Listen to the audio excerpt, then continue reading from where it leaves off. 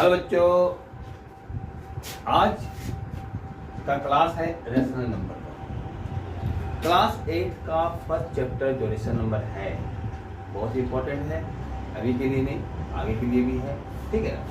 लेकिन एक चीज ध्यान देंगे कि रेशनल नंबर कहते किसे हैं। रेशनल नंबर में जैसे कि सपोज कर लो, रेशनल नंबर की जब बात करते हैं तो हमें याद आता है फ्रैक्शन।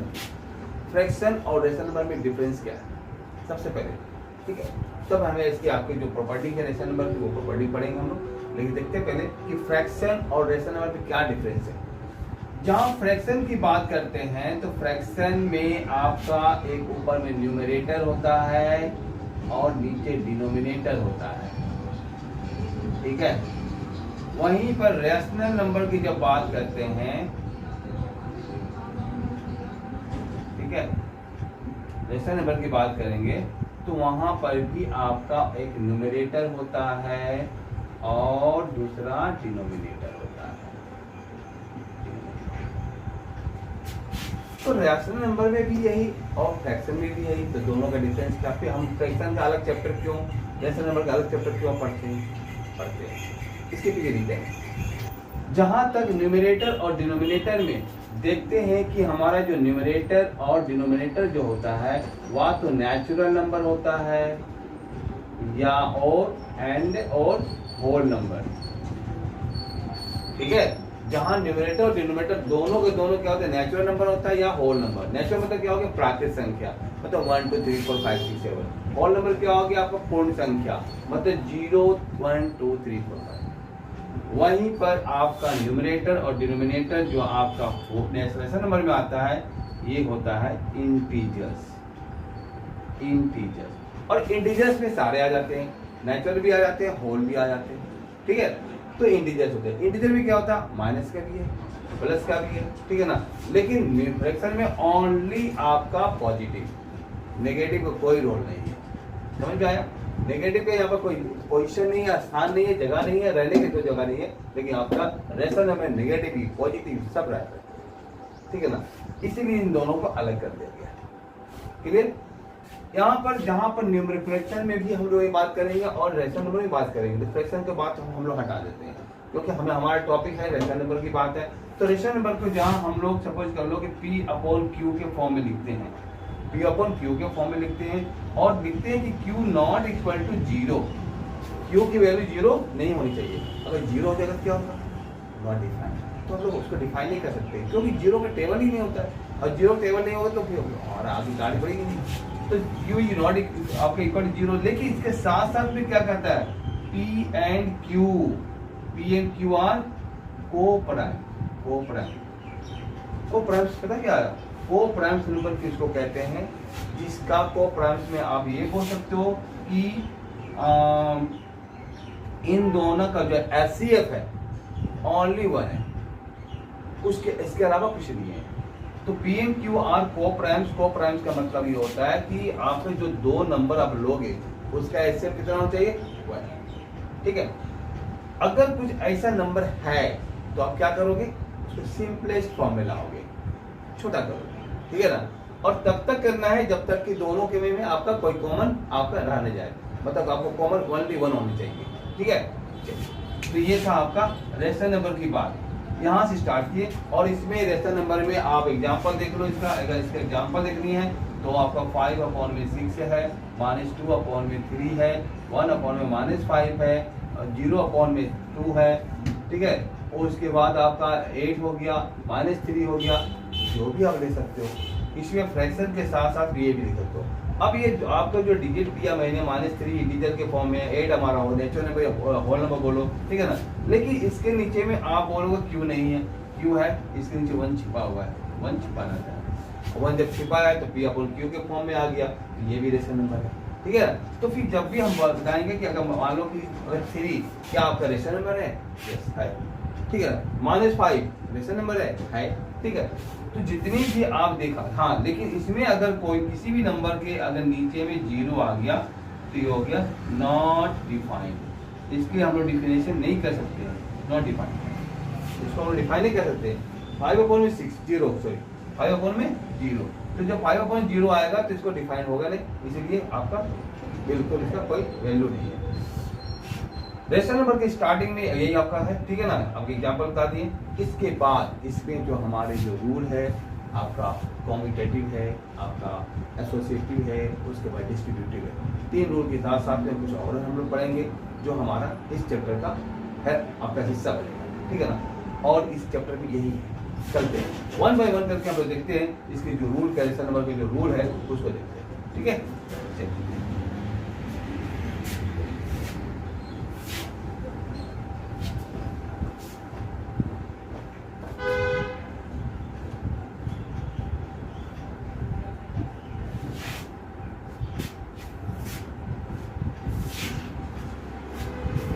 सबसे पहला जो है आपका रूल है, सबसे पहले पहला नंबर हम लेते हैं कॉम्यूटेटिव,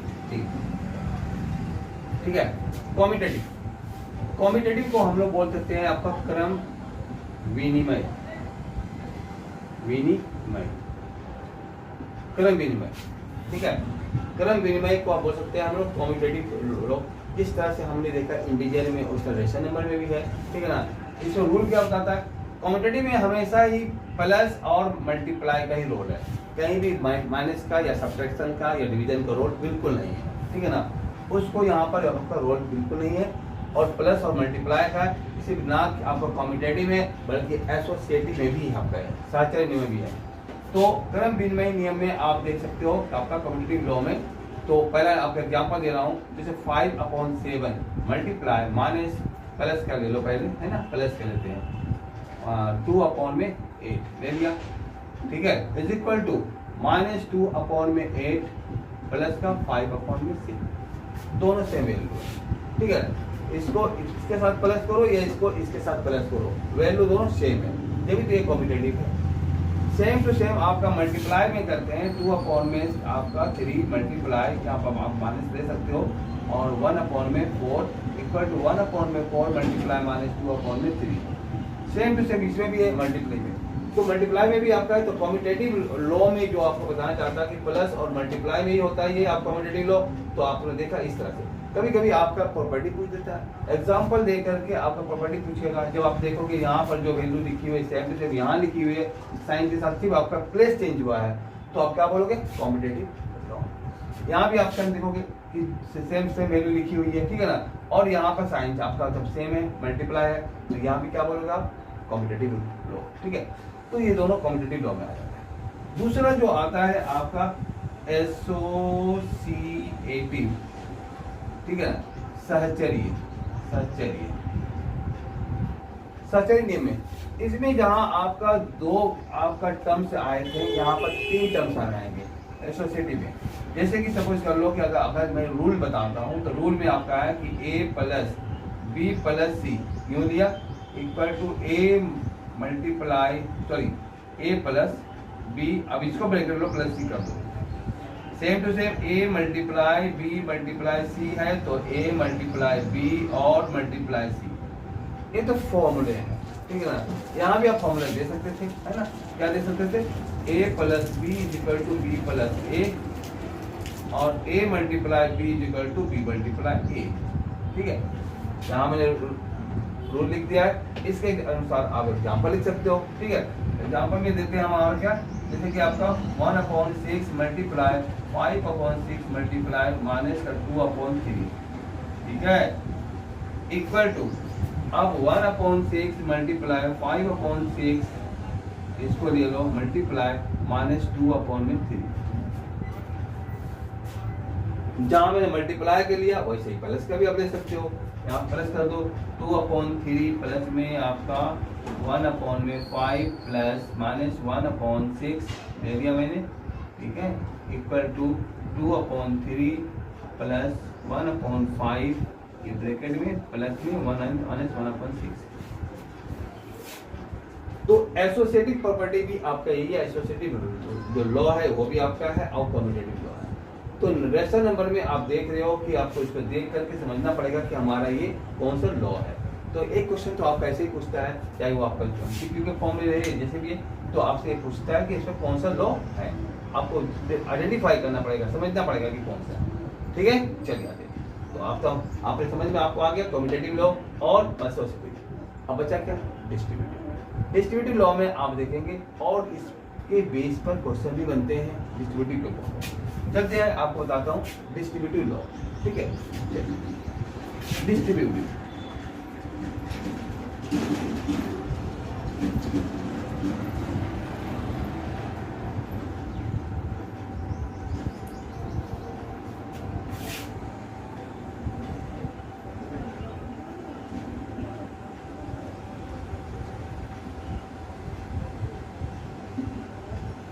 डिस्ट्रीब्यूटिव प्रॉपर्टी में आपका है या वितरण नियम जो है, नियम में आप क्या देखेंगे कि इसमें भी आपका प्लस और माइनस का है, मल्टीप्लाई भी इसमें है, ठीक है ना, लेकिन आपका डिवीजन का नहीं है। ठीक है, यहाँ पर देखेंगे आपका रूल के अकॉर्डिंग देखा जाए तो a मल्टीप्लाई b प्लस सी हो, a मल्टीप्लाई b प्लस में a मल्टीप्लाई c, या a मल्टीप्लाई b माइनस सी हो तो a मल्टीप्लाई b माइनस का a मल्टीप्लाई सी। ठीक है, a मल्टीप्लाई b माइनस का a माइनस मल्टीप्लाई सी। तो ये है आपका डिस्ट्रीब्यूटिव प्रॉपर्टी। कभी आपको ऐसा दिया रहेगा तो आपको इस तरह से सॉल्व करना पड़ेगा, कभी ऐसा दिया रहेगा तो आपको इस तरह सॉल्व करना पड़ेगा। वो आप पर डिपेंड करता है, क्वेश्चन पर डिपेंड करता है कि कैसे क्या हुआ। जैसा दिया रहेगा उसके अकॉर्डिंग आपको सॉल्व करना पड़ेगा। ठीक है ना, एग्जाम्पल आप इसके लिए देखेंगे 5/7 multiply 2/3 plus 1/7 equal to 5/7 multiply 2/3 plus 5/7 multiply 1/7। अब इसको सॉल्व कर देगा अपना। ठीक है, दूसरा एग्जांपल जो माइनस किया है उसी तरह से जाएगा आपका मल्टीप्लाई। ठीक है, माइनस का बस यहाँ पर जब ऐड है प्लस का साइन दे रहेगा, यहाँ पर क्या होगा माइनस का साइन होगा। ठीक है, यहाँ माइनस करना पड़ेगा। तो ये डिस्ट्रीब्यूटिव है। तो आपका लेक्चर नंबर में आपने देखा क्या, 3 प्रॉपर्टी देखा। क्या क्या देखा, कम्यूटेटिव प्रॉपर्टी, एसोसिएटिव देखा और डिस्ट्रीब्यूटिव। ये 3 प्रॉपर्टी को जब तक लर्न नहीं करेंगे तब तक आगे क्वेश्चन बढ़ेगा नहीं। इसलिए लर्न करना बहुत जरूरी है, समझना बहुत जरूरी है। ठीक है ना, चलिए इसके बाद आता है आपका कुछ पॉइंट आता है इस तरह से। ठीक है ना, वो आपको दिखाता हूँ।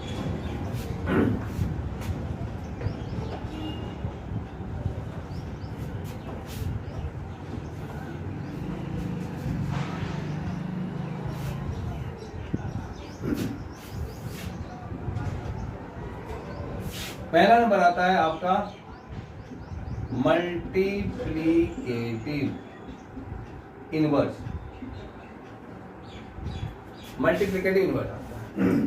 ठीक है, मल्टीप्लिकेटिव इनवर्स में क्या आता है कि अगर मान लो कि अगर 5 है, अगर 5 का मल्टीप्लिकेटिव इनवर्स पूछ दिया तो मल्टीप्लिकेटिव इनवर्स का मतलब होता है जस्ट उसका रेसिप्रोकल।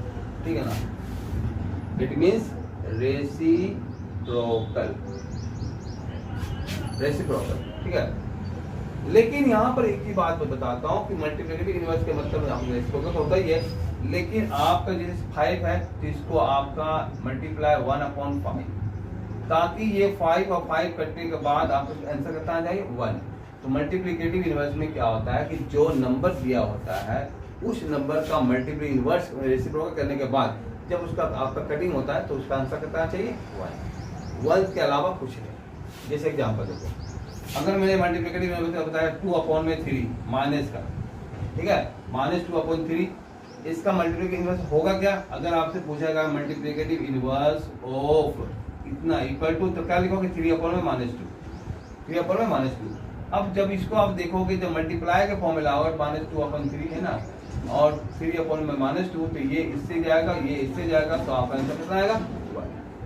तो मल्टीप्लिकेटिव इसका मतलब यही होता है कि जो भी नंबर होता है उसका रेसिप्रोकल दे देते हैं, वो आंसर हमारा है। लेकिन दोनों का जो प्रोडक्ट होता है, दोनों को जो मल्टीप्लाई करके आता है उसकी वैल्यू कितनी होनी चाहिए 1, उसके अलावा कुछ नहीं। ठीक है, दूसरा आता है आपका एडिटिव इनवर्स। ठीक है ना, एडिटिव इनवर्स में क्या होता है कि आपका इसमें आपका जो आपका नंबर दिया रहेगा उस नंबर के जस्ट रेसिप्रोकल नहीं, उस नंबर के जस्ट रिवर्स, मतलब कि साइन होगा, उल्टा अपोजिट साइन होगी। ठीक है ना, मतलब अपोजिट साइन, इसमें अपोजिशन होगा। अगर मैंने पूछ दिया कि एडिटिव इनवर्स ऑफ 5 कितना होगा जी, पहले तो 5 ले लेते हैं, तो आप बोलोगे -5 होगा। क्यों भाई? क्योंकि एडिटिव इनवर्स में हमारा 0 आना चाहिए। जैसे इसमें आपका 1 आता है, इसमें क्या होता है 0। जैसे 5 - 5 = 0, ठीक। लेकिन जब हम लोग रेशनल नंबर बता रहे हैं तो रेशनल नंबर के according additive inverse of -5/8 = +5/8। Minus रहेगा तो प्लस, प्लस रहेगा तो माइनस, ताकि ये दोनों का जब हम सॉल्व करें +5/8 तो ये पूरा पूरी कर करके कितना चाहिए 0। अपोजिशन होता है, इसमें रेसिप्रोकल हो जाता है और इसका प्रोडक्ट 1 होता है, इसका आपका सॉल्यूशन इसका सम कितना हो जाता है। इसके बाद 2 तो बता दिया मैंने, इस 2 लॉ के बाद ये जो रूल है जो भी है, इसके बाद आपको 2 रूल आपको और सीखना पड़ेगा। एक वैल्यू ऑफ 0 का, ठीक है ना। अब एक वन कर देते हैं। थर्ड नंबर देखते हैं आपका 0 की, है ना। इंपॉर्टेंस ऑफ 0 है, 0 का आपका यूटिलाइज से अगर मान लो कि a + 0 है, ये 0 + a है, तो इसकी वैल्यू क्या आएगी, a ही तो आएगा। a में 0 ऐड करो, 0 में a जोड़ो, बात तो एक ही है, a ही आएगा, ठीक है। अगर a × 1 है और 1 × a है, तो पर क्या आएगा, तो पर भी a है। मतलब कि 0 को ऐड कर लो किसी भी नंबर में, कोई फर्क नहीं पड़ेगा, और 1 से मल्टीप्लाई कर दो कोई भी नंबर में, कोई फर्क नहीं पड़ेगा।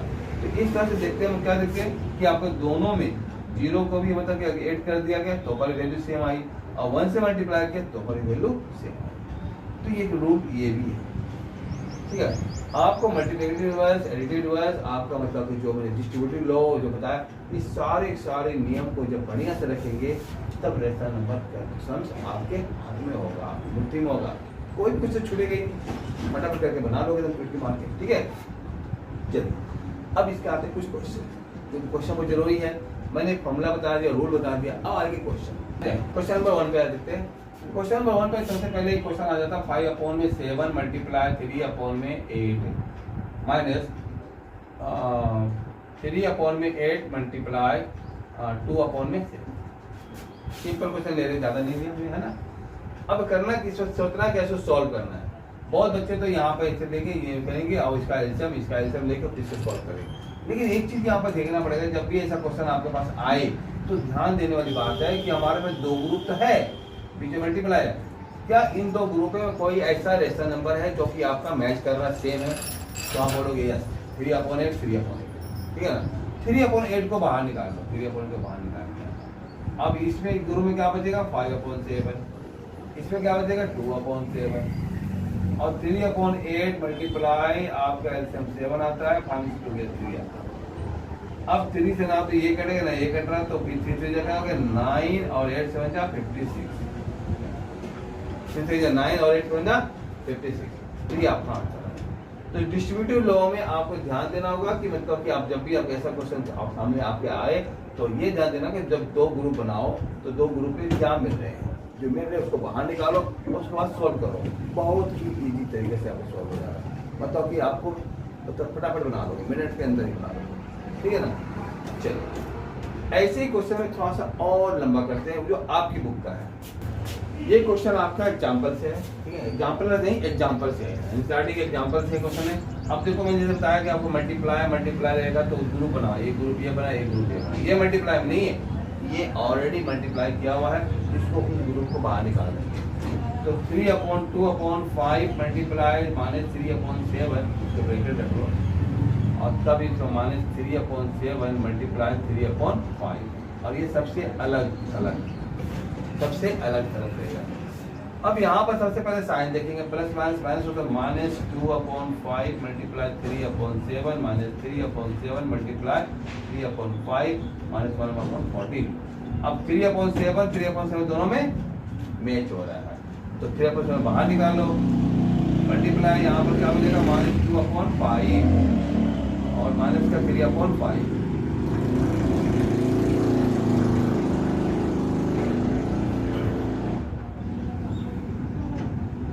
-2/5 -3/5 -1/14 दे देगा।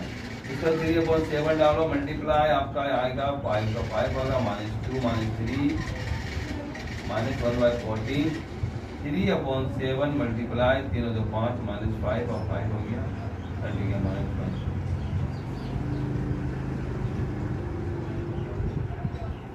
अब यहाँ पर कितना बचा आपका 5 तो आपने काट दिया ऊपर से, है ना। तो -3 -3/7 माइनस में 1/14, -3/7 -1/14 आ गया। जब इसका आंसर निकालो तो 14 ही आएगा। 7 to 14 2 2 3 6 हो गया -1 -7/14 और 7 7 हो गया तो -1/2। तो ये थे आपके डिस्ट्रीब्यूटिव लॉ का यूटिलाइज। जो आपके फ्रेक्शन नंबर में आपका सिर्फ आपका जो लॉ है, लॉ के अकॉर्डिंग ही आपका मतलब कि क्वेश्चन नहीं आते हैं डिस्ट्रीब्यूटिव। इसके अलावा आपके एडिशन भी आता है, मल्टीप्लिकेशन भी आता है। देखते हैं एडिशन और मल्टीप्लिकेशन की बात करते हैं, आता है ना। फर्स्ट में देखते हैं आपका किस तरह से एडिशन मल्टीप्लिकेशन सब्ट्रैक्शन की बात होता है। तो 3 में अगर दे दिया जाए आपका 11 लिख दिया, प्लस में -2 में आपका यहाँ ले लो 33, ठीक है, कितना ले लिया 33, ये ब्रैकेट में आ जाएगा। माइनस का आपका आएगा, आपका ले लो 5 में यहाँ पर 6 लिया, ये भी माइनस का ले लो, और प्लस का यहाँ पर ले लिया मैंने आपका 7 में 18। तो एक छोटा सा क्वेश्चन मैंने यहाँ पर दिया, ठीक है ना। यहाँ पर आपका एडिशन और सब्ट्रैक्शन क्या है, इसमें मल्टीप्लिकेशन नहीं है, ठीक है ना। एडिशन सबसे पहले देखेंगे तो एडिशन जैसे 3/11, सबसे पहले क्या ब्रैकेट को हटाएंगे। सबसे पहले क्या रूल है, ब्रैकेट को हटाना है। तो प्लस माइनस -2 में 33, माइनस माइनस प्लस 5 में 6 प्लस 7 में 18। ऐसे तो आप 11, 33, 6, 18 का एल्सियम निकाल सकते हो। लेकिन यहाँ पर सबसे अच्छा प्लस पॉइंट क्या होगा कि 11, 33 का अलग से निकालेंगे, प्लस और 6 और 18 का अलग से निकालेंगे, तो फिर आपको बेहतर होगा। तो 11, 33 का एल्सियम कैसे निकलता है, क्योंकि ये छोटी नंबर है, बड़ी नंबर है, और 11 का टेबल 33 आता है, तो इसका एल्सियम 33 होगा। सेम टू सेम 6 यहाँ 18 है, और 6 के टेबल में 18 आता है, तो इसका एल्सियम 18 है। ये आपका एल्सियम निकालने का एक अलग समय था इसमें, ठीक है ना। उसके बाद 11 के टेबल 33 3 बार में 33 का 9 आएगा, माइनस का 33 टेबल में 33 1 टाइम में आएगा, 1 2 1 जा 2 होगा। 6 के टेबल 18 3 टाइम में 3 5 जा 15, प्लस में 18 टेबल में 18 1 टाइम में 1 7 जा 7, और तब ये गाड़ी आपकी बढ़ती है 9/-2, तो 7 में 33 प्लस 50 प्लस 7 का 22 में 18। अब यहाँ पर क्या है कि आपका 33 ये तो यहाँ से कटना रहा, यहाँ से छोटा हो रहा। अगर छोटा हो रहा तो पहले छोटा कर ही लो, इससे आपको प्लस पॉइंट मिल सकता है आपको, है ना। 7 में 33 प्लस 11 में 9, और तब आपका क्या हो रहा है। अब यहाँ पर एल्सियम निकालने का दूसरा मेथड, पहला मेथड ये था कि छोटे 2 नंबर है, और छोटे नंबर में 2 नंबर ही क्यों, 3 4 5 6 जितने भी होंगे, अगर छोटे नंबर में अगर वो सारे नंबर आपका टेबल में आ रहा हो, डिवाइड हो रहा हो, तो सबसे जो बड़ा नंबर होगा उसमें उसको एल्सियम निकालेंगे, ठीक है। चलते अब यहाँ पर देखते हैं कि चूंकि 2 नंबर याद हो, तो 11 में 33 दिया हुआ है, आता है, तो 33 दिया। यहाँ पर 33 और 9 ये दोनों 3 के टेबल में आते हैं, इसमें आते हैं 3 टेबल। तो पहले इसका एल्सियम निकालो, 3 3 और 9 लेते हैं, तो 3 से जाएगा तो 11 और 3 आ जाएगा, अब तो जाएगा नहीं, तो 3 3 9 और 11 9 जा 99, और 33 टेबल 99 3 बार में आएगा, 3 7 21, 9 में 11 99 11 टाइम में 11 जा 121, और तब आपका आएगा 142 में 99, 142 में 99। अब यहाँ पर ये 10 ये आगे बढ़ेगा नहीं, 142 में 99 हो गया, ये आंसर हो गया। तो आपका प्लस माइनस का भी रेशनल नंबर होता है, और मल्टीप्लाई में भी होता है, जैसे फ्रैक्शन में होता है इसमें भी होता है, ठीक है ना। चलिए, तो ये था आपका प्लस माइनस का आपका रेशनल नंबर, एडिशन सब्ट्रैक्शन की बात कराने में। एक क्वेश्चन में आपको बताता हूँ मल्टीप्लाई के फॉर्म, मल्टीप्लाई देख लेंगे, ठीक है। 1 समझते हैं आपका मल्टीप्लाई के फॉर्म में, 25 में 36 मल्टीप्लाई माइनस का 46 में आप कर लेते हैं 80, ठीक है, मल्टीप्लाई 3 अपॉन में अगर लेते हैं 23 मल्टीप्लाई 5 अपॉन माइनस आपका 15 अपॉन में आप ले लो इसको कितना 27, ठीक है। ये दे दिया सबसे पहले क्वेश्चन में ले लिए सारे मल्टीप्लाई के फॉर्म में है, कहीं भी एलसीएम नहीं निकालना है। एलसीएम कहाँ निकालते हैं, जहाँ प्लस और माइनस होता है इसके जगह पर, ठीक है, अंदर नहीं, यहाँ माइनस नहीं। तो आपका टर्म्स के बीच में दो रेशनल नंबर के बीच में अगर प्लस या माइनस होगा जब भी आप एलसीएम निकालेंगे, अदरवाइज नहीं, मल्टीप्लाई नहीं। तो करें क्या, अब यहाँ पर देखेंगे माइनस एक यहाँ है कि माइनस यहाँ पर है, माइनस माइनस क्या होगा प्लस, पूरी नंबर आपका पूरा रेशनल नंबर क्या होगा आपका पॉजिटिव में आ गया। तो इसको आप 25 अपॉन में 36 लिख दो, मल्टीप्लाई 46 अपॉन में 80, 3 अपॉन में 23 और 50 अपॉन में 27 लिख दिया। अब आराम से इसको काट दो, यहाँ से यहाँ तक इसका आपका रेंज है, ठीक है ना, यहाँ से यहाँ तक रेंज इसकी है। अब देखो यहाँ पर 23 1 जा 23 23 2 जा कट गया, 3 1 जा 3 और 3 9 जा ये भी कट गया। उसके बाद आपका आता है यहाँ से 2 1 जा 2 और गया 89 ये भी काट लो। यहाँ से आप काटो आपका 3 से 3 6 जा और 3 5 जा ये भी कटा। उसके बाद आप कुछ कहीं कुछ और नहीं है, हाँ ये कर सकता, 5 से काटो छोटा करो, 5 1 जा 5 और 16 5 जा। अब और कोई कुछ कर करेगा नहीं करेगा, 25 डीजिट में कोई नहीं करेगा। तो आप करोगे आप 25 को 1 से करेंगे तो 25 आ गया और 9 6 जा 54, 9 6 जा 54, 54 को 16 से मल्टीप्लाई करें, 16 4 जा 64 6 हो गया और 86, तो आप 864 आ गया, 864। तो ये थे आपका रेशनल नंबर, ठीक है। तो रेशनल नंबर में आपने मतलब मैंने आपको क्या बताया, जो लॉ बता दिया, लॉ बताने के बाद मैंने आपको बताया कि जो उस पर बेस जो क्वेश्चन है वो बता दिया, ठीक है। अगर इसके बावजूद भी अगर कोई दिक्कत हमसे आपको दिक्कत खड़ा कर रहा है, प्रॉब्लम खड़ा कर रहा है, ठीक है ना, इतना समझाने के बाद भी आपको कोई ऐसा क्वेश्चन आपके पास मिल गया जो कि जो मैंने जो बताया उस कंसेप्ट में खड़ा नहीं उतर रहा है, कमेंट जरूर करेंगे आप, कमेंट करेंगे ताकि तभी मैं समझूंगा कि हमने क्या छोड़ा आपके लिए, ठीक है ना।